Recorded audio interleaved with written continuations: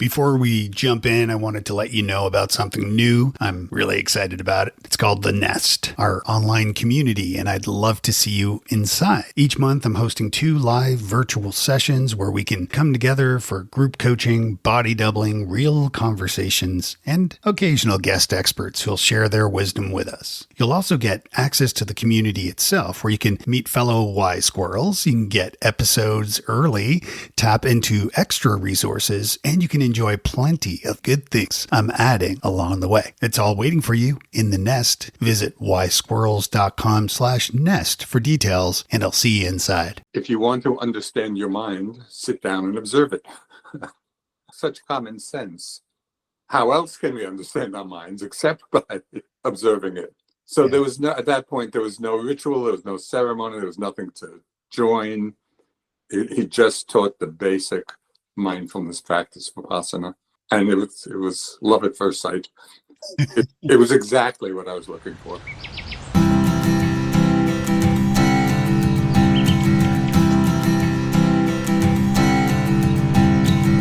Welcome to Wise Squirrels, the podcast for late diagnosed adults with ADHD. I'm your host, Dave Delaney. Happy New Year, Wise Squirrel. This is the first episode of 2026. It's also a replay. Not this part. This part is new. But the interview is a replay, and I'll share why that is in a minute. Late last year, I launched The Nest. This is an online community for fellow Wise Squirrels. And I just wanted to give a shout out and thank you to our latest members, Carrie, Jessica, Kiernan, Terry Ann, Paulette, Dana. Thank you all for joining us in the Nest, Squirrel Nest. Get it? I won't spend time focusing on what's inside the nest, but I do want to encourage you to pop over to wisesquirrels.com/nest and take a look at what's inside. Join us. This is a great way to connect with me and to connect with fellow Wise Squirrels. We're going to be meeting virtually, going through some group coaching, and just addressing the challenges that we all face. New members in January will be founding members as well. So that's a nice little bonus. Something that's been popping into my head a lot lately is this idea with ADHD that we know what to do, but we don't do it. Maybe this resonates with you. I was in a mastermind group some years ago, and the other members would often urge me and say, Dave, you know what to do. Just do it. You know what to do. You know what to do. I had even written it on a Post-it note and stuck it on my wall. You know what to do. Of course, this is before diagnosis and treatment and my awareness of ADHD, and obviously this is part of the challenge, part of the curse of ADHD, right? Is knowing what to do and still not doing it. Which brings me to that annoying phrase, just do it. Every time you see a swoosh logo, you think, just do it. You're constantly reminded with all the advertising out there, just do it, just do it, just do it. And yet you don't, do you? I know, I'm the same way. But maybe instead of just do it, it should be just start it. In the technology world, in the startup world, there's a phrase MVP, which stands for minimum viable product. This is basically the most basic version of whatever it is, the business, the product that you're selling. There's much more to that, but I'm not going to dwell on that topic because I've been thinking about that as it applies to my business and my own challenges that I face and the challenges that I help my coaching clients with. And what I have found is instead of thinking of the MVP necessarily, or even discussing that in some cases, because it's not always relevant, I've been thinking a lot about MVA, minimum viable action. It's what is the most minimum thing you can do today, right now, to get started or continue with whatever is ailing you, whatever that project is that task, that thing you need to get done that you just don't want to do, the thing you know you need to do, you know what to do, just do it. But instead, just start it. Just start it. One way to do this is setting a timer for 5 minutes. If you go to wisesquirrels.com/RP, the letters RP, reverse Pomodoro, I really liked this idea a while back. And so I coded one for you. The way the reverse Pomodoro works is instead of setting a Pomodoro traditional timer, which is 25 minutes of working on a task with a 5-minute break between, instead you can spend 25 minutes at first doing whatever the hell you want. But when that bell goes off, 5 minutes has to be spent on the thing you've been avoiding, whether that's your taxes, invoicing, email, your inbox zero goal that we all strive for. So I'd like to give you that challenge today. Starting off this episode of Wise Squirrels with a little bit of help. Think about the minimum viable action you can take right now. What is the minimum thing you can do? Is it opening the spreadsheet? Is it calling to make an appointment? Maybe it's booking a complimentary good fit coaching session with me. Regardless, do that MVA today. The minimum viable action to get started on whatever it is that you've been putting off. And give yourself some grace and don't beat yourself up when you struggle. My guest today is Joseph Goldstein. Joseph is one of the first American teachers of Insight Meditation. He's the co-founder of the Insight Meditation Society, IMS, along with Jack Kornfield and Sharon Salzberg. He's a contemporary author of numerous popular books on Buddhism, a resident guiding teacher at IMS, and a leader of retreats worldwide on insight and loving kindness, metta meditation. Goldstein is also credited as an influence in the rise of mindfulness practices in the U.S. since he started hosting workshops in 1974. Some of the notes I jotted down as I re-listened to my interview with Joseph, he said, if you want to understand your mind, sit down and observe it. What a simple phrase, but complicated, right? How can we understand our minds better? He spoke about why humor is so important in teaching and in life in general. And this is something that I definitely, it resonates a lot with me, having, studied improv at Second City in Toronto and performing improv and stand up a little bit and always being, kind of leading with humor.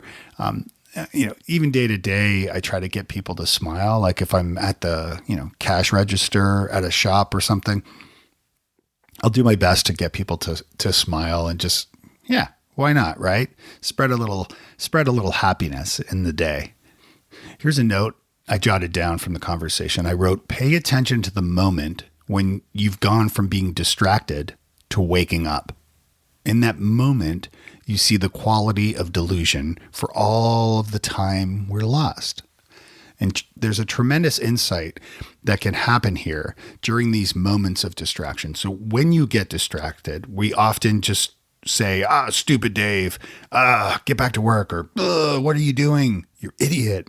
A lot of negative self-talk. Maybe this is you as well. But instead of thinking this way, it's better to use the insight to celebrate the fact that you're aware that you've been distracted. So in that moment, instead of saying, you're an idiot, saying, aha, I'm distracted and it's okay. He says, don't judge that you've been lost, but delight in being awake and pay attention to the quality of wakefulness. In other words, during these moments that you're distracted, if you pay attention and you're mindful in these moments, you'll soon see that it's okay. And what he talks a lot about in his own meditation practice and in the stuff that I've experienced through following Joseph Goldstein's guided meditations, he's just so incredible. is to just give yourself grace. And as he says, begin again. It's complicated to notice, but when you're mindful, it's okay. Just begin again. And I think this is such an important point, is that when we get distracted, when we can't get started on something, just begin again. Spend 5 minutes on that MVA, as I mentioned. What is that one thing you can do? Just get started and spend a few minutes doing it. And if you get distracted by something, instead of beating yourself up on it, stop, pause, breathe, love on yourself, and realize it's okay. Another note I wrote is, for as many times as we get lost or distracted, we awaken that many times. So why not delight in the wakefulness rather than judge yourself for getting lost? If this sounds complicated or it sounds confusing, don't panic. Joseph Goldstein is a master at explaining all of this good stuff. Plus, he's hilarious. So you're in for a treat today. I don't have experience in working much with people with this, but yes, I can share my meditative understandings. Thank you. Yes. And I meant to mention that as well. Yeah. And the most common, and I'll get into some of this, the most common effects of ADHD and comorbidities associated with ADHD are all things that very much mindfulness and meditation play a major role in treating and helping. So you probably unknowingly have treated a lot of people without, And so, yes, we'll definitely preface it with that for sure. So so you started your mindfulness practice at 23, and I was curious, what led you to that point? Like, what led you there? Right. So when I finished college, I went into the Peace Corps in Thailand, and that's where I first connected with Buddha and the Buddhist teachings, but I was not doing no intensive practice at all. It was the beginning introduction. And then right at the end of my Peace Corps stay, somebody was reading from a Tibetan text. It was just a friend and I, and my mind, for some reason, just got quite concentrated, and there was a real kind of opening of some kind just from listening. But I didn't have much meditative experience at that point. But it was so really a profound experience. I realized I needed a teacher, because I didn't know what to do with it. So this was right at the end of my Peace Corps time. Went back home, and then decided to go back to Asia to find a teacher. And I stopped on the way. I stopped in India. I thought I'd go back to Thailand, but I stopped in India, traveled around a bit looking for different teachers, and ended up in Bodh Gaya, the place of the Buddhist enlightenment, which is where I met my first teacher. And he said something from the very beginning, which completely captured me. He says, if you want to understand your mind, sit down and observe it. And I just loved it. It was such common sense. How else can we understand our minds except by observing it? So there was at that point, there was no ritual, there was no ceremony, there was nothing to join. He just taught the basic mindfulness practice, Vipassana. And it was love at first sight. It was exactly what I was looking for. So almost 58 years of practicing and teaching for 51 years. Yeah. It's incredible. What did your parents think about these travels? I mean, pretty. Well, my father died when I was quite young, when I was 12. But my mother, she had a very adventuresome spirit. And so she was traveling around, even as I was growing up. We lived in a really small town, so there was nothing there for her after my father died. So she would go on these long freighter trips around the world. And I would stay with my aunt and uncle. And so she was in India before I was. Oh, that's amazing. Yeah. So she was very supportive, even though my other relatives were not so supportive. I would get letters from my uncle or aunt, "You're killing your mother. Come home." But my mother was not like that at all. In fact, she visited me in India, and she stayed at where I was saying the Burmese Vihar. So Yeah. very primitive. But she was like that. That's amazing. Yeah. What was her background? Like, was she from the States, or did she, like, what was her journey? Say the last thing. What was her journey? Like, was she just like born and raised in the States and decided to travel? And like after your father passed away? I think I mean, when she started traveling, it was not like a spiritual journey. Yeah. She just wanted to get out of the small town and meet people. You know, I mean, she was relatively young when my father died. She had two kids. But she had that spirit, you know, she loved that kind of traveling and exploring and just meeting new people. I love that. I mean, that's what ended up, I mentioned before, like I'm from Toronto originally and moved to Nashville in 2007, but I moved and raised both our kids here, but moved to Nashville from Toronto by way of Ireland, which is where I met my wife, backpacking and traveling. And she's from Tennessee. So yeah, small world. You never, I love the quote from St. Augustine, who said something like the world is a book and those who haven't traveled turned only one page, I think is the line, which, yeah. And I mean, you're just a shining example of the power of travel. Cause had you not left, no, absolutely. I'd probably be a lawyer. Yeah. One of the things that I really appreciate about your guided meditations, you know, through all the different apps that you appear in, and I'm a big Sam Harris fan. I really enjoy his work and have really enjoyed your deep conversation with Dan Harris as well, or with Dan as well, recently. And I get a lot out of just listening and learning from you. But one thing that you do, you know, for a lot of people who haven't practiced mindfulness or meditation, you know, or they've tried and they get kind of overwhelmed, and some of the guides that I've kind of gone through in different apps or on YouTube or whatever, the teachers were like, yeah, you know, they're okay, or they're, you know, and some even in person. I've done a little bit of meditation in person at a local Buddhist temple here in Nashville. But what I love about your approach is you bring this warmth and this charming like wit about you. You laugh, you crack jokes when you least suspect it. But I love that warmth because it makes the practice so much more inviting. And embracing. Yeah. Tell me about that. Like, how did you tap in? Was this something you realized along the way? Did you take it much more seriously in your youth? And then kind of tell me about that. There are two things. One, I grew up in the Catskill Mountains. I know you're familiar. It was a Jewish resort area near New York.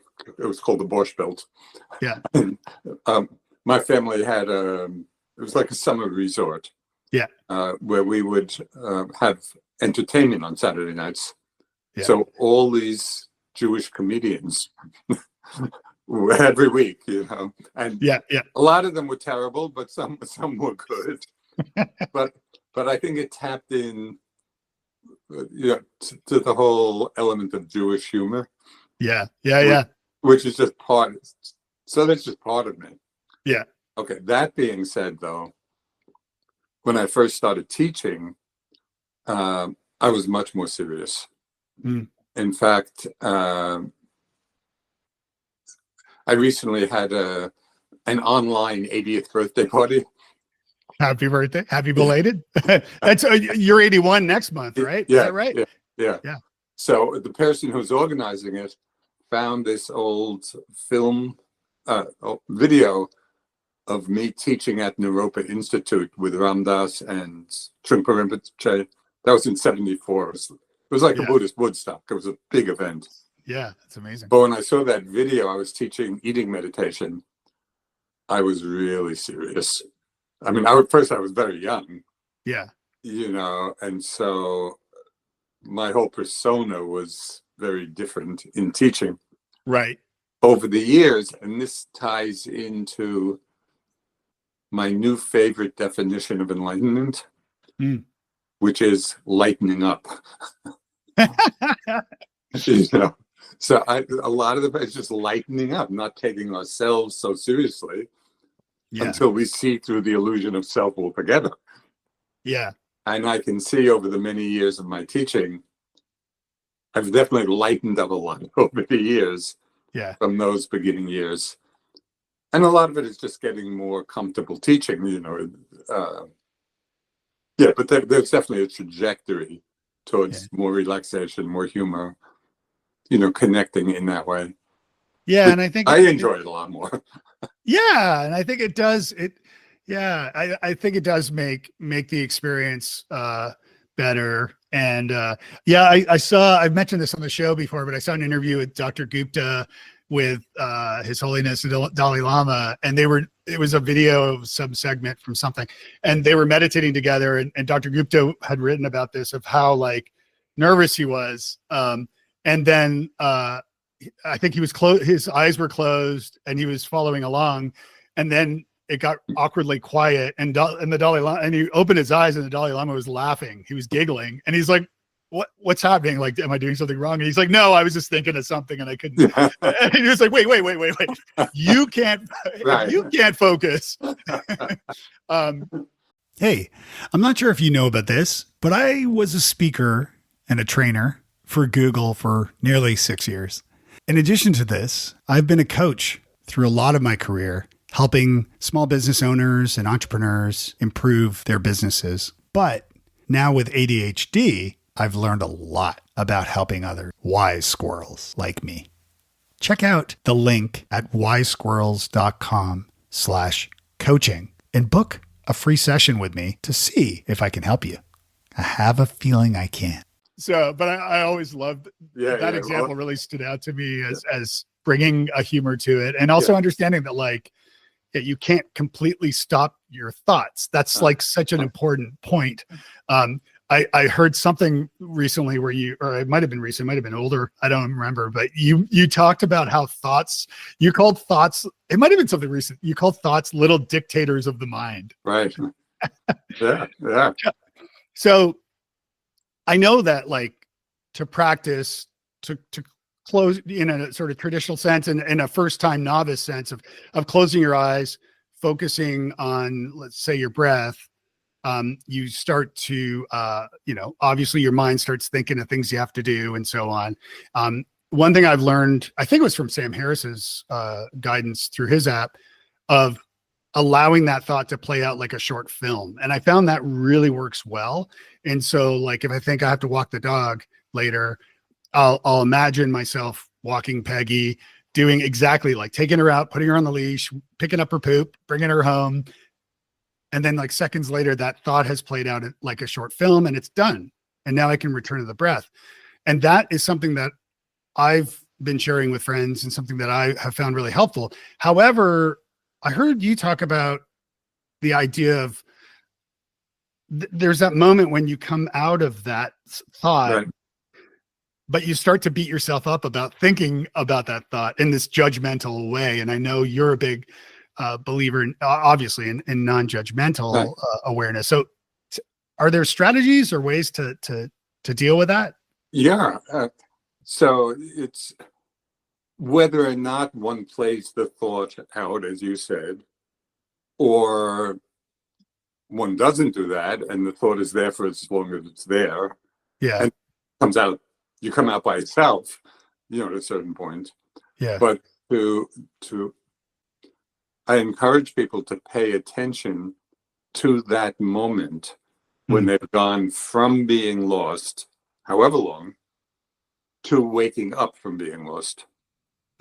Because right in that transition moment, there's tremendous insight that can happen in that moment, because in that moment we see kind of the quality of delusion for all the time we're lost.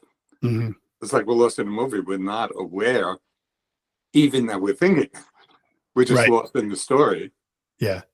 But then in the moment of coming out from the thought, we've gone from really delusion to awareness, to wakefulness. Mm. And it's very apparent, the difference in that moment, because we've just gone from lost to awake. And so what I suggest for people, especially when they notice that their tendency is to judge the fact that they've been lost, Mm. to change that and to delight in the fact of being awake. That you're So back. that you're back, and not only back, but with insight into the nature of wakefulness or awareness, contrasted to the experience of being lost. Mm. It's all very apparent that you've just gone in that moment from one to the other. Yeah. So it's really easy to see, oh, this was like being asleep, this is awake. And to really, in a way, not investigate with thought, but just paying attention to the quality of wakefulness.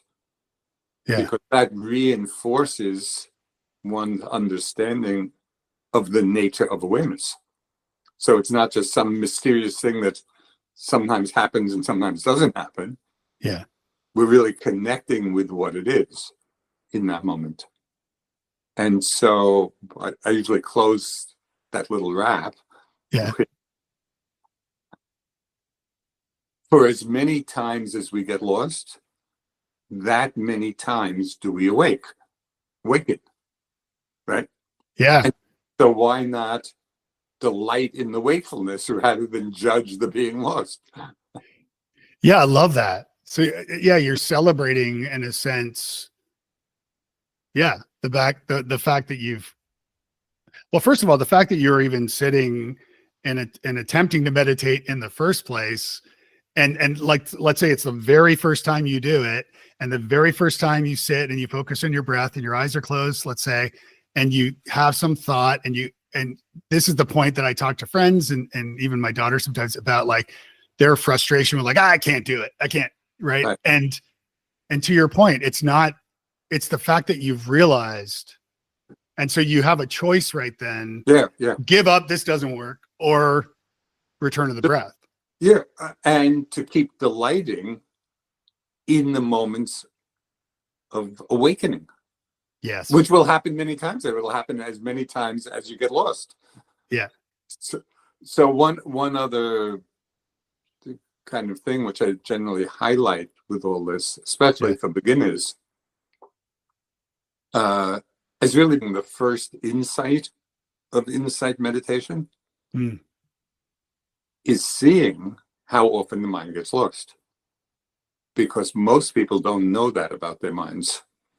So instead of treating it, oh my God, I can't do this, it's like, oh, I'm seeing what my mind is doing.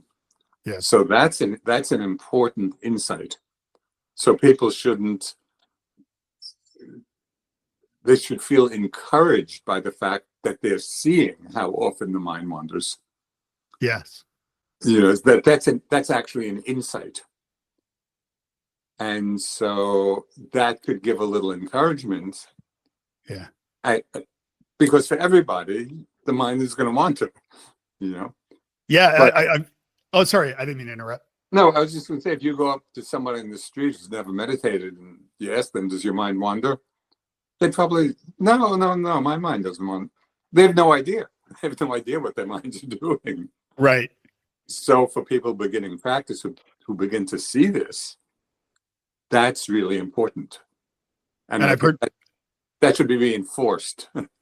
Yeah. And I've heard people talk about, like, reference, like the example of, like, driving from point A to point B for, like, however long, and either missing your exit as you're driving. Yeah. No, right? exactly. Or even asking someone who's done a long drive, how was your drive? Right. Oh, it was fine. Yeah. What happened during those 2 hours? Right. Non-stop thinking. Yeah.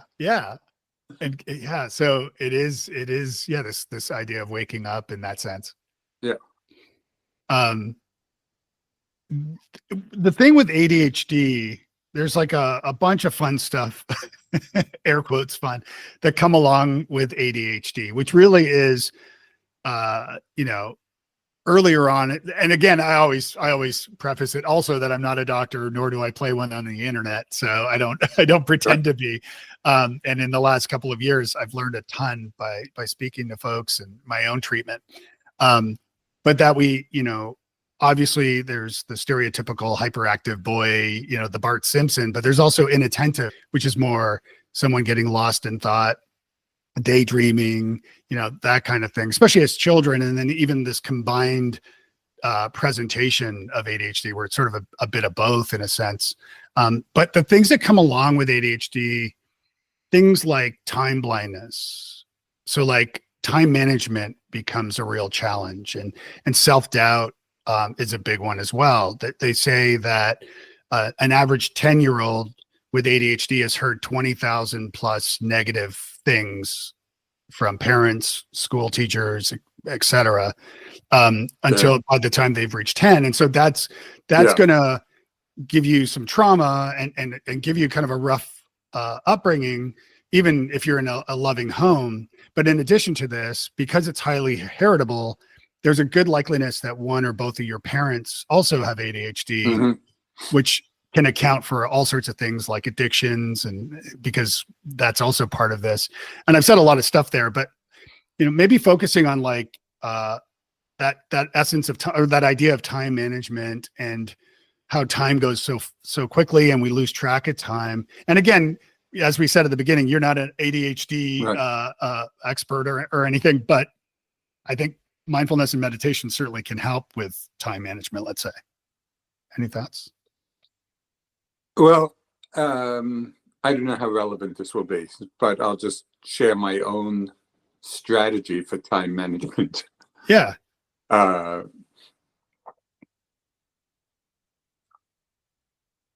So I always have a million things going on that I have to do, and different projects and talks and all kinds of stuff. Yeah. And I see my mind can do two things with that. Sometimes it can just feel a little overwhelming. Mm-hmm. Oh my God, I have so much to do, and how am I going to get all this done? And kind of spin like that. Yeah. But what I found helpful, and again, I don't know how applicable this will be or not. Sure. But what has really helped me a lot is basically laying out a timeline in my mind, but it could be written down, for when things need to be done. Because it's very rare that everything needs to be done at the same time. It's like, so if I have in my mind the timeline of when things need to be done and how much time I'll need to do it, then I know, I have to begin working on this tomorrow. Mm-hmm. Or maybe I can begin work on this next week, and that just kind of orders everything. So instead of it being a big jumble, trying to figure out in that big mix, what do I do? Do I work on this or work on that? It's really laid out pretty systematically, and it creates a lot more space. I'm not overloading myself in any one moment or one day, because I've seen, I'll take care of this in 3 days, or whenever. So again, I don't know whether that is something that's feasible for people. I think to do. Yeah, I think having, whether they're your own or whether they're from someone else, often from someone else helps, but having that deadline, having those dates, those hard dates and times that you need to have deliverables done. Right. So, writing, like when I wrote my first book, it was very much that I had an advance from my publisher. I had a legal contract to deliver the chapters on time. And so, and I know you've written multiple excellent books, by the way. And as far as like self-doubt goes, because that overwhelm piece of it, and certainly the trauma from negative things over your youth, especially, can really be can leave you with a crushing self-doubt and getting stuck a lot of the time, Yeah, which yeah, fits yeah. into that overwhelm. I believe is it called, I'm going to try to do this. Karuna? Is No, that like a karuna negative is self-talk? no karuna is compassion. Oh, maybe that's what I was thinking about when I jotted it down, was the idea of being more self-compassionate Yeah, for yeah, yourself in order to treat that self-doubt. I think that's where I was going with it. yeah, yeah. I was kind of. What are your thoughts on self-doubt and that Okay. kind of thing? So I'll tell a story just from my own experience that I don't know if it fits exactly into ADHD, but it's related to what you just asked. Mm. So this goes back many years, I don't know, 15, 20, 25 years. I was on a self-retreat, a 2-month self-retreat. And that was a time when I was having a lot of back trouble, but nothing too bad, but it was. So in the middle of the retreat, my back was bothering me. And I thought, oh, maybe I'll just go for a chiropractic adjustment, which I had done many times. Mm. So I did that, but I had already been sitting for about a month. So right in the middle of this, I go, it was disaster. Mm. I went, and it was a kind of adjustment I had a million times, but I don't know, either because my energy system was so open, and so any kind of forceful, my body went into shock. Oh man. And it was incredible. It's like it froze. It was terrible. It was really terrible. Mm. So then I go back to where the retreat, but everything had changed. I was just dealing with this. And the thought that kept coming in my mind, and this is where it could be related to the self-doubt. Mm. The thought that kept coming to my mind was, how could I have been so stupid to leave the retreat and go get a chiropractic adjustment? How stupid. Because I was really suffering. Yeah. The thing is that how stupid was so seductive. I totally believed it Mm. because it was so stupid. And anyway, it was completely seductive. So when that thought, even just those few words came up in my mind, I was gone. Like Mm. half an hour later, I'd still be ruminating about what a stupid thing to do and da da da da. So I was struggling with this for quite a while. And then at a certain point, I realized I absolutely cannot give that thought any airtime, not even the first 3 words, because they were just too seductive. Yes. I immediately believed them, and that would carry me off.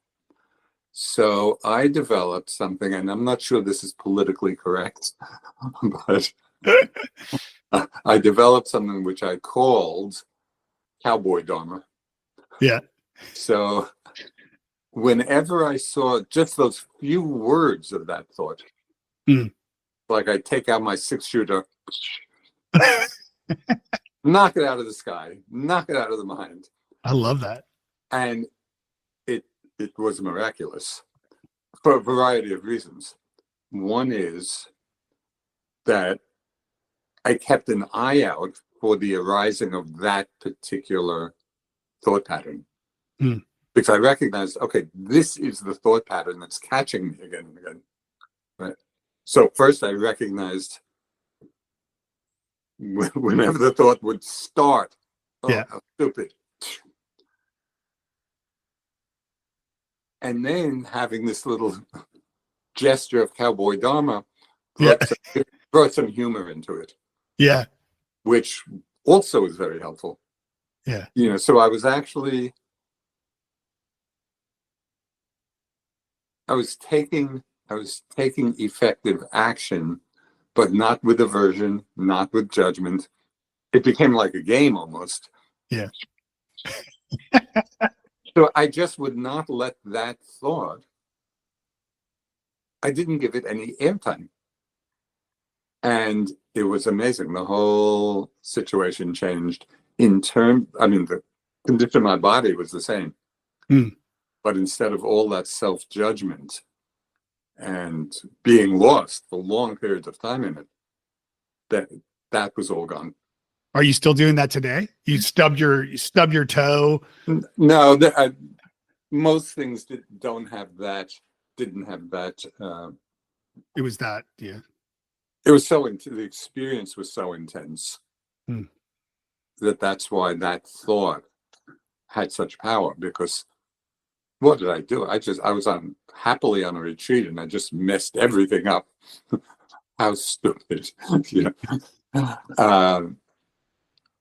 So this is kind of an interesting take on mindfulness. And again, whether this is generally applicable for ADHD or not, I don't know. But most of the language of mindfulness is the mindfulness of basically, yes, allowing, accepting, being with. Mm-hmm. And people don't realize that there's an equally important value in a wise no. That if there are unskillful patterns in the mind that cause suffering, it's not that we just want to drown in them or wallow in them or feed them. Yeah. No, and the Buddha in the text, he used very strong language to cut through unwholesome patterns. The key is, and this is what's could be challenging, so whether it's cowboy dogma or sometimes I would just use the phrase, enough. Yeah. I would do that a lot with sensual desire. Mm-hmm. You know, this goes back in my youth. Yeah. You know, where there was a lot of sexual desire. Sure. I have all these fantasies. And those were enjoyable as opposed to the not enjoyable. Yeah. But it was the same seduction. And so at a certain point I realized these are not going anyplace. And so I came up with a few ways of addressing that, and it might apply on the more negative side to the self-doubt. One phrase I used when I would see these fantasies arise again and again and again, I mean, it was not just once or twice, I would say, dead end. This is not going anyplace. You know, I'll get to the end of whatever this thought pattern is, and then I'm right back. Yeah. Yeah.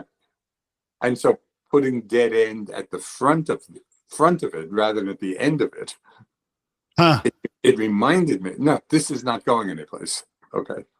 Yeah. And sometimes I would use enough. Yeah. You know, but it's like the sword of Manjushri, you know, the sword of wisdom. Yeah. So it's interesting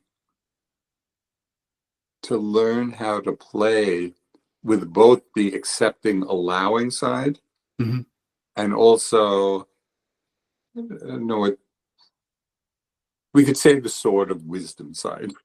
Yeah.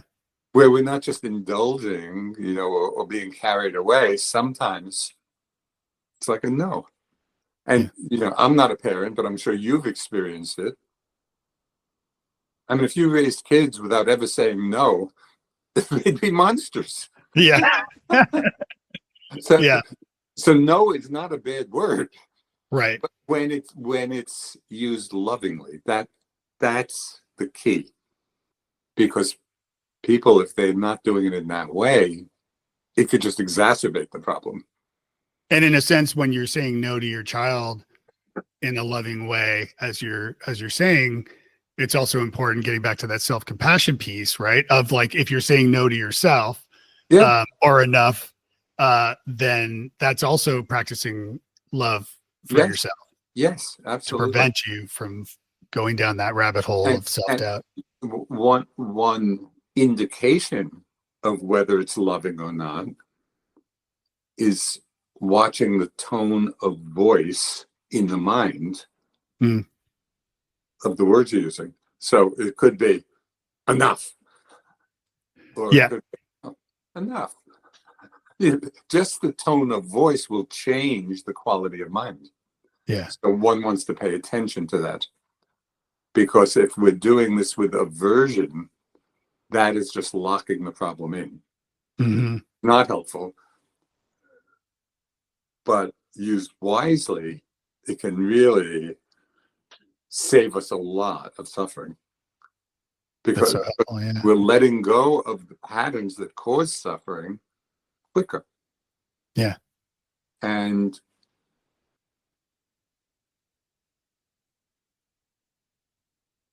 so just this is, I could go on and on and on. No, go on, go on. Yeah. Something that's really helpful for people to remember, and this probably is more applicable for people who have a little bit of practice experience. Hmm. When they're relating to these thought patterns, whether it's self-doubt or self-judgment or whatever, just the remembrance that it is just a thought. Hmm. That's all it is. It's not, I mean, because people identify with the thought, they tend to build a whole sense of self around that thought. Yes. And that's where the problem is. Instead of seeing, yeah, this is a conditioned thought pattern and not so hard to see where it comes from, but it is just the thought. Yeah. So, well, that, and what I'm about to say now is probably for more experienced meditators. Hmm. One of the things that I have found super interesting, when there's some degree of mindfulness there, and there are a lot of thoughts happening, to actually ask the question, what is a thought? Not what is the thought saying, Hmm. but what is the thought as a phenomenon? Hmm. And so if there are a lot of thoughts happening, that's an opportunity to do that. So we're watching these thoughts. Well, what exactly is a thought? And when you look, again, it's not the content, Yeah. it's the nature of thought. You see, it's a little more than nothing. The nature of thought, it's so ephemeral, and there's almost nothing there. It's a little like a little energy blip. Yeah. It's the content that solidifies the experience, not the fact that the thought is arising. So when people can get some insight into the nature of thought, then they don't take their thoughts so seriously. Mm-hmm. They say it's just it's like a sound. You know, sound arises and passes. We don't generally react. Yeah. A thought is like that. Yeah. So there's a whole range of ways of relating to these thought patterns. No, I love that. And I have to ask, with the Dharma Cowboy, are we talking like John Wayne or Clint Eastwood? Who's popping in your head when you're Annie Oakley. nice, good choice. Yes, yes. You know, well, Oh, it really, whatever, you know, each person will have their own kind of image yeah, of yeah, it. Or it could be like an amusement park, you know. yes, yeah. The That's important great. thing is the humor, Yes. which allows for not taking the content so seriously. Mm. You know, not Because you realize it's a thought. exactly. That's all it is. So this is tremendously freeing and of course it takes practice, Yeah. because as I expressed in that experience, for deep deep patterns, they can be very seductive. The content can be super seductive, where we just believe it. So this could be a gradual practice for people, in the best way they can, to just begin exploring this. Oh, just a thought. Just a thought. Yeah. Oh. Well, it ties back to like anxiety and depression in a sense, because like anxiety and depression are really the most common comorbidities from ADHD. And a lot of the ADHD doctors and experts would say that like you need to, if you are treating anxiety, let's say, it doesn't mean that like anyone with anxiety has ADHD or anything, Right. but it's commonly, they're common bedfellows. And if you have ADHD and you're not treating the ADHD, but you're treating the anxiety or the depression or both, the core issue is the ADHD. And so if you're not treating that, Right. there's a chance that you're going to slip back to that way. Right. And so, Right. Addressing that, but I think, and certainly self-doubt, any thoughts around addiction, depression, anxiety? Because addiction is another one of these things that comes along with, because we lack dopamine, we're trying to find dopamine in ways, good or bad sometimes. And addiction is often the bad way, or excessive eating and things, talking too much, clearly. But then also, there's positive things, right? Like for me to stand on stages, which is a lot of what I do, is presentations and keynotes and workshops. And I love networking and being with people. I love people. I'm an extrovert. I drive my wife crazy. I love that. And I know now that I receive so much dopamine from those experiences that I'm just naturally in my happy place. Right. Right. But of course you can get that dopamine in negative ways, drinking, drugs, smoking, Right. etc. Any thoughts about that? Yeah. I have thoughts about almost anything. Whether they're useful or not, that's another question. I'm rarely at a loss for. I'm assuming that what I'm about to say is related to dopamine, but I don't know. I'm not a doctor either, so I'll play along. But what brings that sense of, you could say, enjoyment or fulfillment or contentment, with regard to the practice, is the quality of concentration. And obviously for people with ADHD, concentration may be difficult. However, I think there are ways to develop it gradually. And once the mind begins to be able to access some level of concentration, it doesn't have to be super whatever, but some level of it, it's like everything changes, because the body feels comfortable, the mind feels more restful. It's an enjoyable experience. Yeah.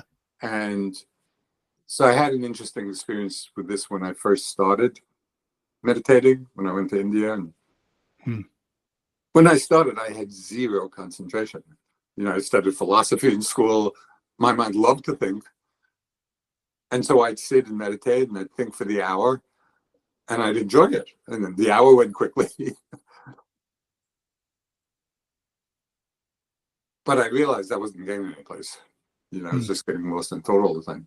So for me, and different people will find different ways, I did a 6-week intensive retreat doing the loving kindness meditation. And this may be a good practice for people, because as we're doing the different phrases, there's a certain activity to engage the mind, which might be easier than just the breath. Yeah. But people would have to experiment with that. Yeah. But what I saw after doing some time of the metta, it was the first time that my mind actually became somewhat concentrated. And I remember the thought I had, oh, this is why people like to meditate. So instead of it being the chore or thinking, oh, this will be good for me, it was through the concentration. Oh, yeah, this feels good, which then reinforces, of course, the inspiration to keep doing it. Yeah. So then the question would be for different people, given ADHD, what would be some of the more skillful ways of beginning the training in concentration? And so there are a few. Is there a time limit for you? I'm good. I mean, you tell me whenever. And No, I'm fine. I I'm didn't fine. know how long you want this to go. No, yeah, I'm fine. Thank you. Okay. Yeah. So one thing that I found really helpful in developing concentration is changing the vocabulary a little bit. Because very often it'll be taught in the, I'll make an effort to concentrate. And somehow that's the frame. Yeah. I found that's not that helpful. I found what's more helpful was, instead of framing it in terms of effort, just using the frame of intentionality. So I'll give you an example. So when I was doing the metta and the metta phrases, I would realize that, yeah, may you be happy, may you be sad, whatever the phrases are. But I would notice that even within one phrase, I would start it, and then halfway through, my mind would wander. Yeah.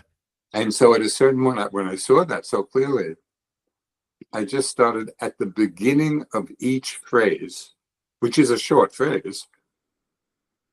I just reminded myself of the intention to stay steady for that one phrase. That's all. So, may you be at ease. Right? And then before the next phrase, where the intention was to stay steady for the duration of that short phrase. That's what builds concentration. People often mistakenly think, okay, I'm going to sit and I'm going to be concentrated for half an hour. That's way too much. But we can be steady for something very short, a short duration. But it has to be, we have to renew our intention each time. And what that does, I don't know if this is the right, we're creating new neural pathways for that steadiness. And so we're getting familiar with what steadiness means. But it has to be for a very short duration. And that could be done with the breath as well. Instead of holding on to the breath for dear life, you sit down, and before each in-breath, we call that intention to, okay, steady for the in-breath, steady for the out-breath. And even if one did that for 5 minutes, the effect would be noticeable. Yeah. So that's one way. Yeah. Another way is understanding that steadiness of mind can be developed either through a narrowing of the attention onto the breath or the metta phrases, but we can also develop steadiness of mind with a more open awareness. So we're not trying to fix the mind on any one object, but we're staying steady in the awareness of whatever's arising in the mind. So it's like the image I use. If you stood by the side of a highway and you wanted to see all the cars go by, mostly people would be doing this. Oh, turn to the left, turn to the right. Of course, get a headache. Yeah. The great enlightenment moment is when you realize if you just stay with your eyes open and still, you'll see every car that passes your field of vision. Mm-hmm. Cars are doing the work. You don't have to do the work. Yeah. You're just there and the eyes are open. So there's something analogous. For example, if one started with the breath, instead of narrowing the intention or zeroing in on the breath, one could be aware of the whole body sitting and feeling the breath within that larger context. But that larger context allows for being aware of anything else that may arise within the frame of the whole body, like different sensations, or even thoughts arising within that larger frame. Yeah. So instead of all these different objects jerking us around, like looking left, looking right, no, we're stable in the awareness of the whole body sitting, and then noticing whatever it is that arises. Could be a breath, could be a sensation, could be a sound. And the noting could be very helpful there, because whatever arises, in, out, hearing, pressure. So the mind is actually becoming steady, but unchanging objects. The mind's very open rather than narrowly focused. So that might be helpful for people whose minds tend to go to a lot of different things. And instead of trying to force it onto a single object, one's just giving the mind a bigger frame and allowing whatever arises to arise, but with mindfulness, with connection for each thing. That's amazing. So what you're saying is like as like imagining being on that highway, and rather than watching the cars go back and forth, sitting straight, pardon me, and just looking straight, and you're able to see every car going by. Yes, exactly. But then also I would imagine that in doing that, you might also start to notice a bird in the distance or a mountain. Yeah. That's in the that you maybe wouldn't notice because you're just looking at the cars. Yeah. So Exactly. if you're looking straight, it's you'll almost see everything. You'll see everything that arises within that space. There's something to be said. It's like you're seeing more with stillness in a sense, yes, right? Like yes. that's interesting. Yeah. Huh. Yeah. And again, for people maybe who are just more in the beginning stages of this, I would start very short, 10 minutes. So it doesn't get overwhelming. And if it can be framed in some of these ways, hopefully it could inspire some interest. Oh, that's interesting. Let me see. Yeah. So I think that's really important, so it doesn't become too much or overwhelming. Yeah. But as people a little more familiar with it, then of course they can extend the time. Yeah, I love love and kindness, as you mentioned, metta, and it's definitely a practice I do, and I love to do it. One thing that I struggle with sometimes doing it is, and for those like if not familiar, and you can correct me where I'm wrong, but my understanding, at least the way I understand it, is at first you're focusing on focusing first on someone close to you that and wishing them well, and then the second part is imagining someone in your life who you don't really know well, or stranger, someone I always think of this guy at the grocery store. And then the third is yourself. That's my understanding. Is that right? I've heard both. Like, I don't know. So there are two different frames here. Okay. One is how it's traditionally taught. Okay. Yeah. One is how Western teachers have modified this. So traditionally, we start with oneself, but very briefly, Hmm. And it's almost by way of, just as I want to be happy, so may you be happy. Hmm. Just as I want to be safe, it's like that. So we're basically using ourselves as a witness, or connecting our feeling for the other Hmm. based on what we feel for ourselves. Okay. Yeah. So this is the traditional way, Hmm. but they don't really emphasize spending a lot of time with that. So that could be like a few minutes, or Yeah. then going to a benefactor or friend, and then a neutral person, then a difficult person. Oh, interesting. Yeah. So, however, in the West, because there is so much self-judgment and self-hatred and all of that, a lot of Western teachers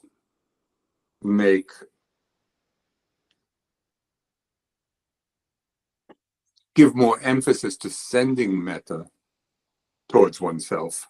Hmm. And generally, people who teach like that generally will start with that and then move on. The third person you said, someone difficult. Right. Can you elaborate a little bit on that? Is that like you're wishing you're not enemy, but let's hope we Yeah. don't have enemies, but wishing, you know, No, somebody, politician, let's say, in the although, text, in the text, they do use the word enemy. We soften it a little bit by saying okay. difficult person. Yeah, Yeah. it's somebody who you don't have good feelings about. Yeah. Have been really problematic in your life or whatever. But here's where that, just as I want to be happy, so may you be happy. And one could do a little psychological, there's a potential downside to this, but it could be helpful. Yeah. Uh, what I'm about to say, I'm going to be exaggerating a little bit, but may you be free of all those obnoxious qualities that are so problematic. Yes. So, Yeah. I mean, the wish, it could be a genuine wish. Yeah. If there's the understanding, those are really causing that person suffering. Yeah. But it could also be not so skillful.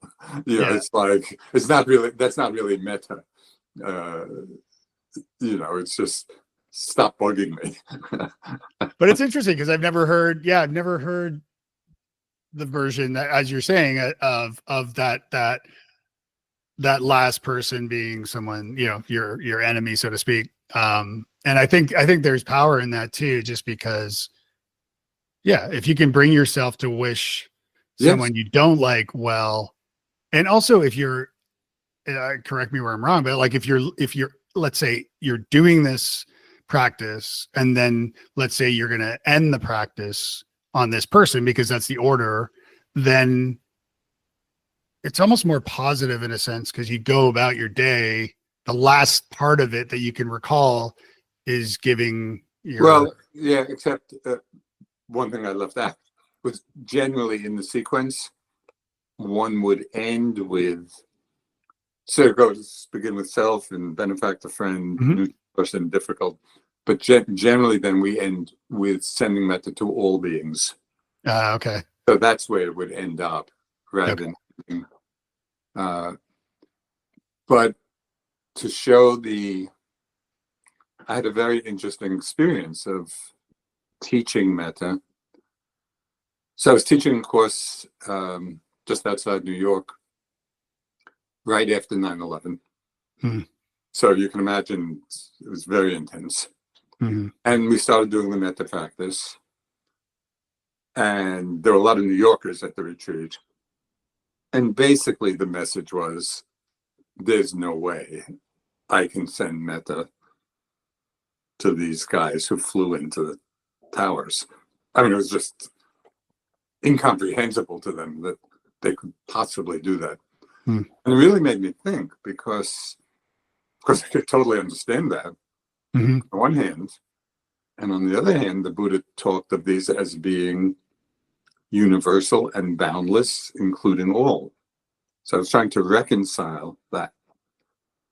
And I realized there was a way, but depending on the circumstance, we need to adjust the phrases. So to wish for them to be happy, that's not going to fly, Yeah. But one could wish, may you be free of hatred. Mm. May you be free of fear. Whatever. And is there anybody that we would exclude from that wish? Yeah. No. Even people who do horrible things, we're wishing them to be free of the causes of them doing horrible things. Yeah. And so sometimes we need to adjust the words so that they make sense to us. I was going to say, almost like I think of, like, let's say, like a killer who's still out, like they haven't been captured yet, but it's in a sense, it's almost selfish, well, I don't know, but in a sense that, like, if you wish them these good thoughts and that they become healthy, in theory, they won't murder somebody else, because they'll, you know what I mean? Like, so in a sense, for humanity, I suppose. Yeah, no, I think, and yeah, and then this may take a little maturity, but at a certain point, it is also genuinely wishing it for them. So it's not just, oh yeah, this will be good for everybody else. Yeah, sure. But especially in situations like that, it takes some nuance of how we're doing it and the phrases we're using. There's also, there are different ways of practicing metta. And again, I don't know whether this would, unpacking them a little bit, whether people with ADHD would find one or another of these ways more effective. So, for example, there are basically, in the metta practice, there are three things generally going on. There's the person we're sending it to. There are the phrases that we use. And there's the feeling of metta that arises of goodwill. For different people, one or another of those three may be easier to stay steady on. So, for example, for some people, maybe holding the image of the person just comes easily. Yeah. They can imagine the person. So then that could be their main object. And then the phrases could just be dropped in, to reinforce the feeling. Yeah. But the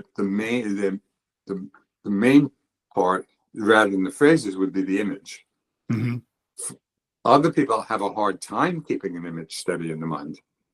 So for them, the repetition of the phrases is really a good way. It's like a mantra of loving kindness, and so we're just repeating the phrase, and so that's easier. For some people, the feeling of metta comes quite naturally, that they hardly need much. So I had this experience. For me, I'm a great dog lover. I just have to think of a dog. My heart, yeah, they amuse me. I just feel all of this kind of loving energy. Yeah. So it doesn't take much at all. If I'm doing it that way, Yeah. I'll just call some image of a dog I know come to mind. Yeah. And then once that feeling is established, oh yeah, I can feel my heart opening. Then what I sometimes do is just rest in the feeling and let different beings walk through the field. Oh, that's interesting. Yeah. So quite spontaneously, not in any plan. Yeah. What I think of is just walking through this field of metta first generated by the dog. That's really interesting, because that is one of my challenges, is like, even in that first or maybe second step, but that focus of the first person you're really focusing on, which is someone you love, someone close to you, 9 times out of 10, I imagine my wife, but then I think, well, what about my son? He's off at college right now. I should think about my son. So I switched to my son, and then I think of my daughter. She's in high school and her senior. So like, then I start flipping from person to person, and I'm like, right. Oh, Right. You can just stay in the field and let them walk through. yeah. So I'm not doing it wrong. No. You know what I mean, though? Because I always think that I'm doing it wrong, because I'm like, oh no, focus on I think about the guy at the grocery store, but then there was that like great server at the restaurant the other day. I need to think about her. Well, I'm always doing it for the grocery store. He's got enough. I think that if you're doing the metta in a general way, just for cultivating the feeling, then whatever works. It doesn't matter. If you're doing it really as a way of strengthening concentration, then I think what you just described wouldn't be that helpful. Yeah. Like, it would be better to stay focused on one person for a while, and so the samadhi can deepen. But another way of the samadhi deepening could also happen, as I just said, not so much with the words as with the image, or I'm just looking out my window there. 3, 4, there's a whole of big birds. I have a big beautiful open windows. Yeah. They're beautiful. Beautiful. There could also be the steadiness for concentration purposes of just resting in the feeling. If somehow the feeling comes strongly of just goodwill and connectedness and openness, so that could be the main object of the concentration, even as the objects change. Yeah. So it depends. It depends, again, whether you're doing the metta as a concentration practice or just a kind of general, development of that feeling. Yeah. And I love it. I mean, I think it's a great point about, using it in that sense of especially for wise squirrels, to focus on, to help them with focusing on someone, and also getting back to what we were talking about at the beginning, which is like about being non-judgmental. When you do think of that second person, third person, it's okay. Right. Yeah. So one thing also that I found helpful in metta practice is also giving emphasis or dropping into the meaning of the words, because it can be pretty easy for the phrases to become mechanical. Where we're repeating the phrases and there's some connection with them, but they're not necessarily generating the feeling. So I found that when I'm doing different phrases, if I really, I don't know the right word, dropping into or understanding actually the meaning of what I'm wishing, or it's almost like imagining people experiencing what I'm wishing. Yeah. So if I'm saying, may you be happy or may you be peaceful, it's almost like embodying that in myself as I'm saying it. Yes. So there's an actual connection between the words and the feeling. And I'm being mindful of the time, so I don't want to take up too much of your time. You've already been very gracious, and I appreciate that. No, thanks. When I spoke to Diana Winston, I mentioned something that I've I tend to try to do, and I was just curious. I'm curious what your take is, which is ultimately like but when I'm meditating by myself, I try to smile. Mm-hmm. And obviously, like not with a teacher, because that would be weird. Like if everybody's smiling at them, or perhaps. But for me personally, like I try to smile, and it came from like many years ago. I had this telephone sales type job, which was terrible, and I hated it. And I was miserable. And one of my colleagues said, hey, try smiling when you're on the phone. And so I was like, all right, whatever, what the hell, and I'll just do it. And sure enough, it actually did work well. And so I'm always trying to be mindful of smiling. What are your thoughts on smiling actually during practice? Well, it depends on how big a smile. So there is one teacher. Do you know Lee Bresington? No. So he teaches a particular form of concentration practice, jhana practice. Mm. And the way he learned it was to sit with a slight smile on the face. So it's not a big grin. Yeah. And there is something physiological that happens with that. So yeah, I think it's fine. One of my favorite go-to mantras for meditation is whatever works.